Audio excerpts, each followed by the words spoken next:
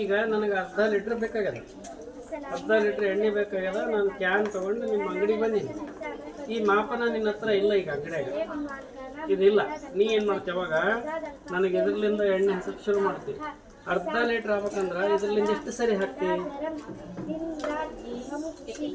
25 का है, आधा लीटर में डालना है तो कितने बच्चे डालो? 25 छोटा बड़ा ಎಷ್ಟು ಹಾಕ್ತೀವಿ?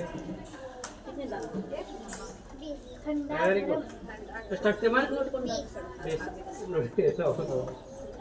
20 ಕರೆಕ್ಟಾ? ಇದರಿಂದ ಇದರಿಂದ जैसा के आसमान फलक रोज साथी ಇದರಿಂದ ಇದಕ್ಕೆ ಎಷ್ಟು ಪಟ್ಟು ಹೆಚ್ಚಾಯ್ತು? सर्दी ठंडी दो शब्द ಇದರಿಂದ दो ಪಟ್ಟು, ಇದರಿಂದ ಇದು 2 ಪಟ್ಟು, ಇದರಿಂದ ಇದು सास कैसे इतना पटवा ये सब है ना? रोज दिन पानी फूल आराम ಇದು